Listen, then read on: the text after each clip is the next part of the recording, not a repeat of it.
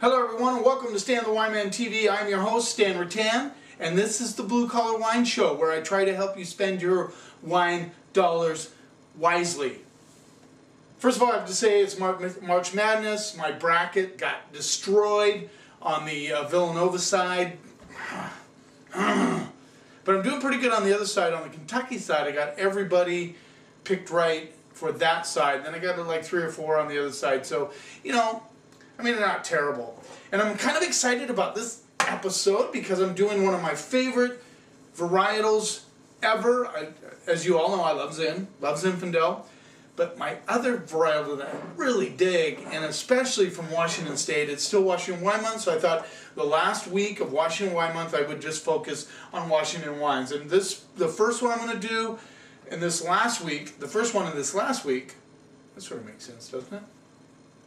By the way, you guys are probably like, okay, I can catch up on some of Stan the Wine Man's videos, some of my videos, because, you know, now that I'm doing this little editing thing, I can't, you know, do one every day. It's certainly, I'm excited about that, so I'm probably going to be limited to 2 or 3 a week, because I want to do it right as far as that goes, and I'm going to keep experimenting with that. Hopefully I can keep learning.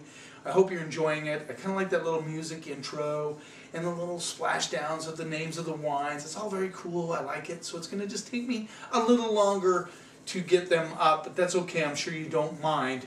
Hopefully you can catch up. This is episode, I think, 191. I'm getting closer to 200, and I'm trying to think of what I'm going to do for 200, and I think I might do a video with Mike Sheridan, the dude that helps me, lets me use his bar, Mike's Wine Cafe, where I interviewed Chris Tangi. So that's kind of cool. I'm looking forward to doing that. I'm trying to work on it, and hopefully I can put that all together. By the way, Mike's Northwest Totem Cellars Cab Franc is one of my favorite. I think Washington State does some of the best Cab Franc ever.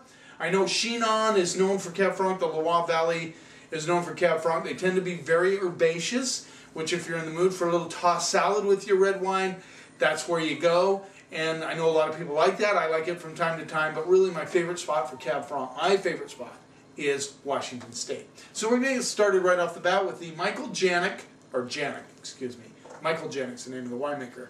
2011 Cabernet Franc, Luke Slope, and in particular Winebow Vineyard. And this rolls in at $34.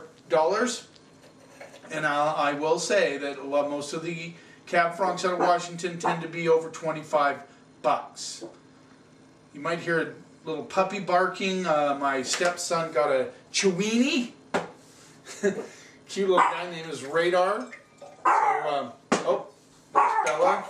Bella's barking at whoever's coming in the door, and I would guess it's probably Kirsten. Am I right? That's Kirsten, the owner of the Chiweenie. Alright, so we're going to give this, see what we get on the nose with this Janik 2011 Cabernet Franc.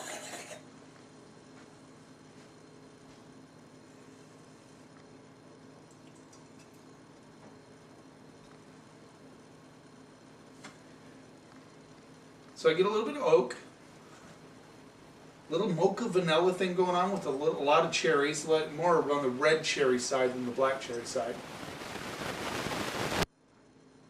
Get like a dusty earth element coming through. And definitely violets and rose petals coming through on the nose. Very interesting. That's what I like about Cab Franc from Washington State. Let's see what we get on the palate.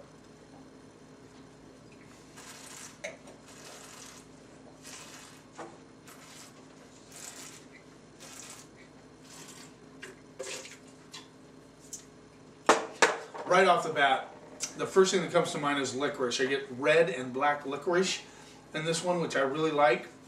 There's a nice, like a bark element coming through on the backside of the mid palate. There's definitely cherries, big time cherries with the licorice coming through, and then those red flowers are thrown in the mix.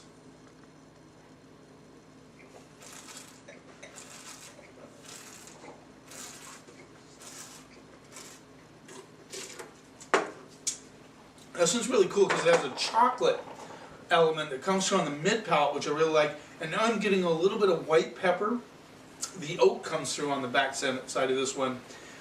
And that's what I like, and you get just barely a hint of like blackberry stem coming through for all of you that have chewed on a blackberry stem lately. But you get a little of that pyrazine sort of thing going on. That's really cool. But the difference between a Chinon and a Cab Franc from Washington State is you don't get nearly as much of that herbaceousness, that tossed salad, that tomato stem thing going on. Not nearly as much.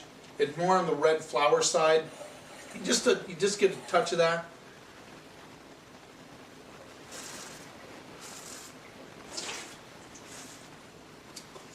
Really nice Cab Franc from Janik. I like it a lot.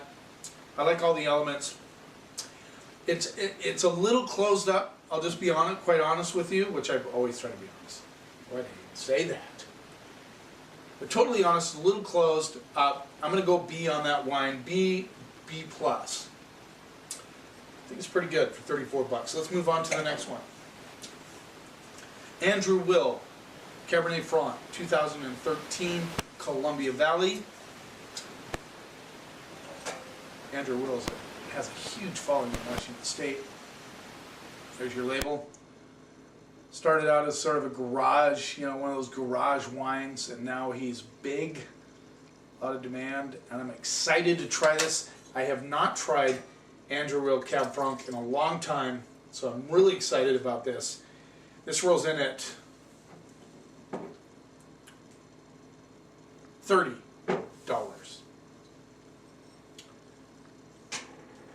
Yeah, and Cab Franc, of course, is the parent.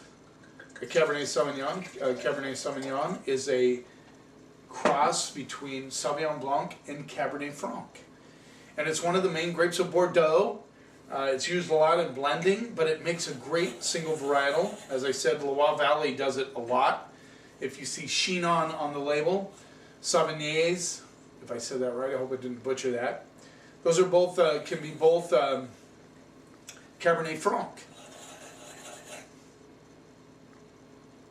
Little stink element coming through on the nose, which is kind of interesting.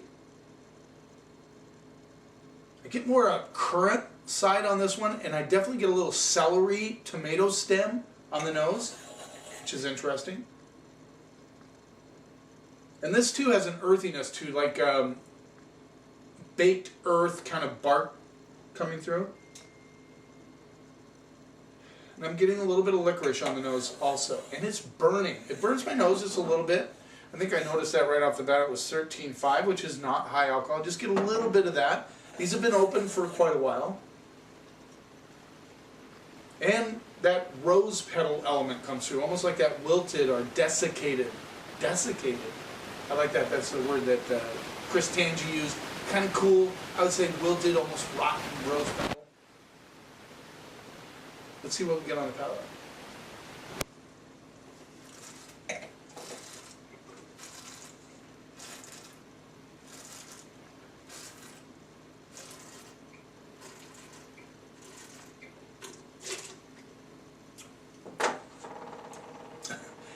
That's silly good. That is silly good. White pepper on the finish, big time, but just very polished. Red cherries and black currants coming through.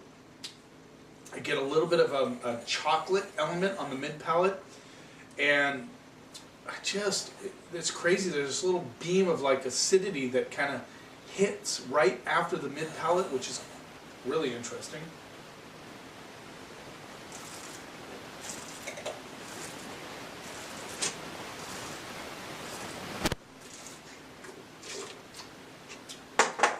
Almost like chocolate-covered currants, if you can picture that, and very spicy, which I find very intriguing.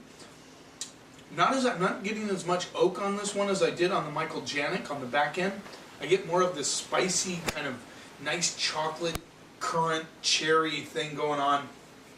This is like a 10 in the delicious category, which I think is really cool. This is a really good Cabernet Franc. $30. It's $4 less than the Janik. I'm definitely A- on this one. Really digging it.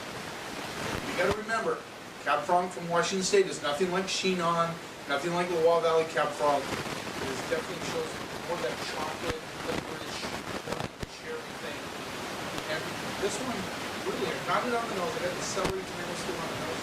Nothing on the palate. Really, nothing as far as those types of flavor profiles.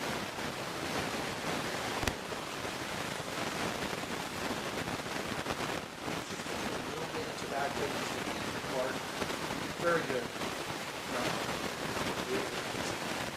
Now, one. Another one I've never tried.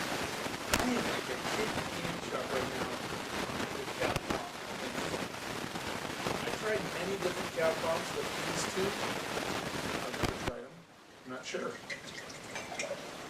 This is the Côte d'Ciel Cabernet Franc. Ciel de Cheval Vineyard, Red Mountain, 2012. Now, Ciel de Cheval is a very prominent and popular vineyard on Red Mountain.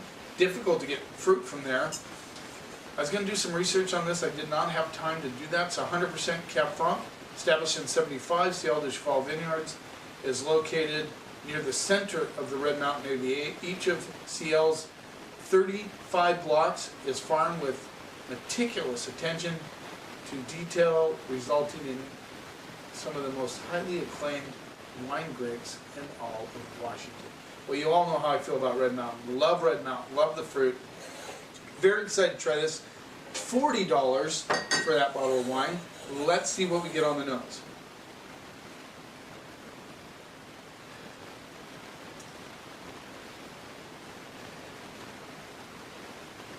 Getting a little like baking spice, almost like a cinnamon, nutmeg, a little bit of thyme coming through.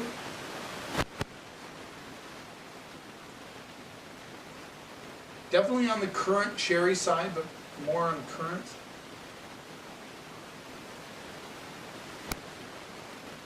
This is like one of those notes, you know that if you dump this in a decanter, it'd probably open up even more. I always try to emulate what I think that most wine drinkers will do. I mean, most people pop their bottles. They do not decant them. I mean, I encourage decanting, of course, and I know a lot of you do that. You dump it in a decanter. A lot of people just pop it, maybe leave it open for a while and drink it. Some people don't even do that. They say the national average is a bottle of wine will be consumed within an hour after it's opened. So when I review wine, I try to get as close to that as possible. I give it a little more airtime for the winemaker, of course. I want them to get a good review if they deserve it. Has an interesting, almost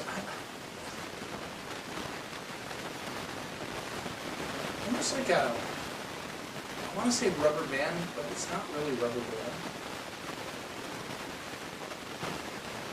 You know what I think it is? I think it's like a leafy element coming through, but it's not very strong.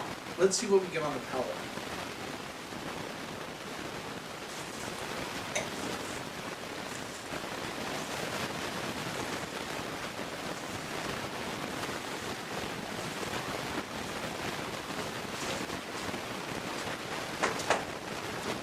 Wow, this is a pretty stiff competition before the Côte d'Ciel and the Andrew Will. Same thing, very polished, dark currants, very spicy on the finish.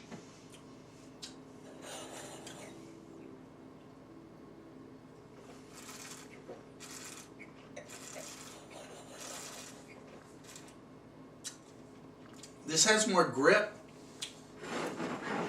Let's see, 13, 12. Both really good vintages, 13 and 12. Some like 13 better, some like 12 better. Depends on the winemaker and what they're looking for.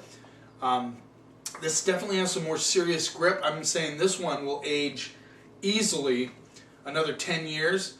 Andrew will age also, but maybe not quite go that far with it.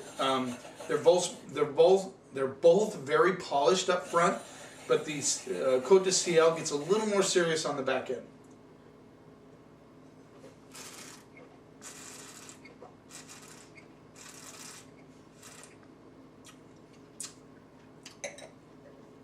A lot more serious. And you get that little green thing coming through, a little herbaceous on the back side of that one. I get like fresh violets and some, you know, desiccated rose petal. You get a little bit of bark on the finish on this one. Definitely chocolate on the mid palate, just like the Andrew Will. The spice comes through. This has a lot of character to it.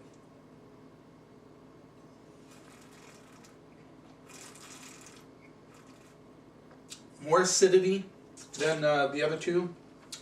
I'm going to go straight up A on that one. I think that's a fantastic. Fantastic Cab Franc. I think it has a lot of ageability. I think it's a lot sturdier. It's definitely for food. It has some of those elements you see in the Loire Valley, but not to any degree that, you know, for some that you don't like that vegetal element in your wine, you're not going to be turned off by this wine. I see a lot of potential in aging this wine. I think it will age nicely. Like I said, over the next five years from now, I'm going to get a bottle, and 5 years from now, it is going to be awesome. That's my guess. We can only go on what we know, right? Thanks for watching. I appreciate your support. I hope you're liking what you're seeing. Make a comment if you do like it. Let me know. Tell me about it on the comment section. And just remember that wine is not a mystery. It is just fermented grape juice. Learn your palate, educate your palate by trying new things. Always be willing to expand your palate, but always be true to it. Know what you like. Don't ever let anybody tell you what you should or you shouldn't like. If you do that, together, we can take the snob out of wine.